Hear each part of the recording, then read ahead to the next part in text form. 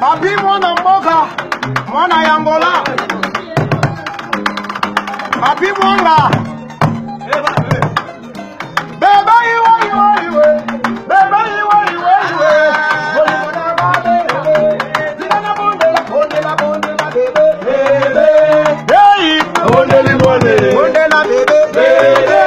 Hey. Bonde li bonde.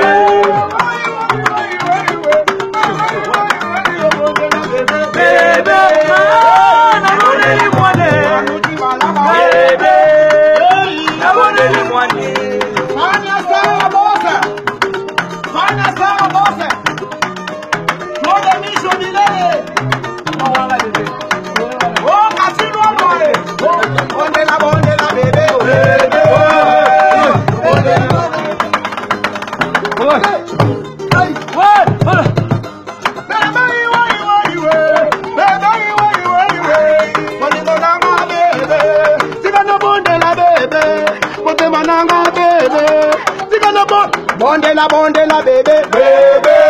Oh oh, abonne li bonde, bébé, bébé. Hey, abonne li bonde, bébé, bébé. Hey, abonne li bonde.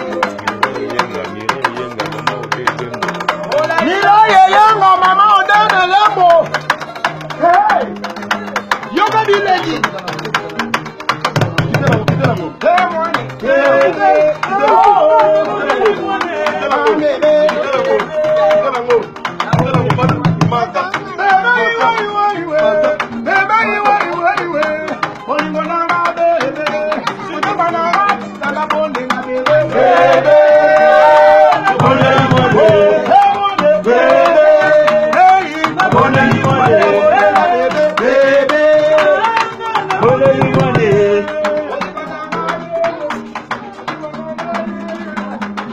Yo, we go for it.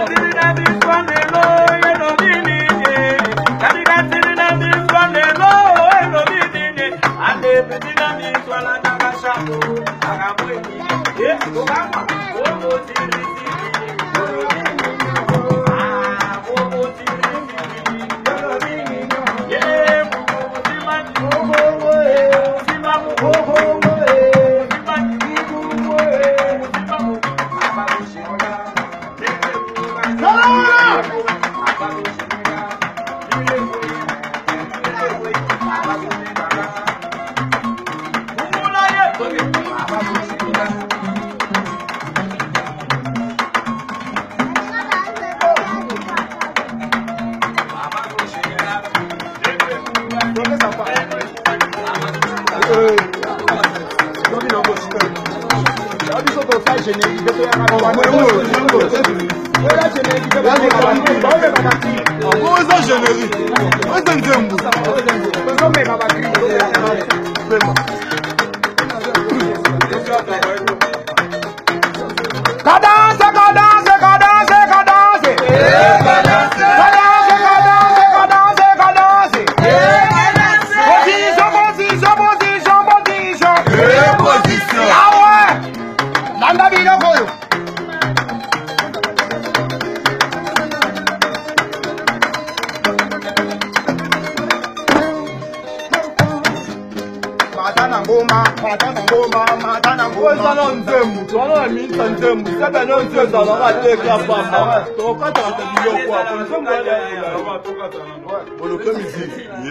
London City, London, Maman, Charlotte Pigeon, Ibrahim Yanzambe, Hollande, Panama, partout, tous les labino, ici au travail, ils sont tous travailler quoi. Bobo japonais porte-parole à Mokilio, et puis Maman Charlotte Pigeon, Maman Tony Twingi, Maman Fatouma, Bassalam Mingi, Bouza Ibrahim, Maman Charlotte Pigeon, Maman Pigeon, Maman Labisso, Alain Anchango, Robert, Ode et Bembo, Alain Anchango, les amis Galora pour parolier à mots, Mireille Yenga, Maman Mireille Yenga, Capote Mère, Bambote Bakasi na Fania Star Boss, Bambote Mingi Ben Akofia Ina, Kouatik Rabisote, Tony Twin Golgal. Tous allez toujours bas, nous avons ceux qui nous noté, tous allés, la cabine, nous sommes tous allés. Nous avons la coda. Ouais,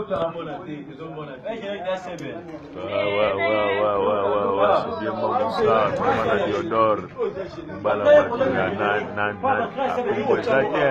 mais il y a toujours un temps.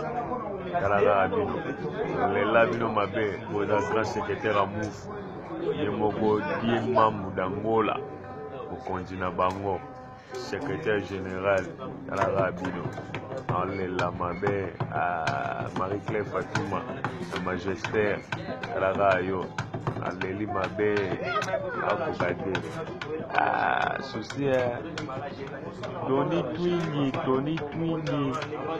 à l'Elayo, Tobato. Bon, mingi on a vraiment en tout cas. L'idée maman Yanzambe na nyoso.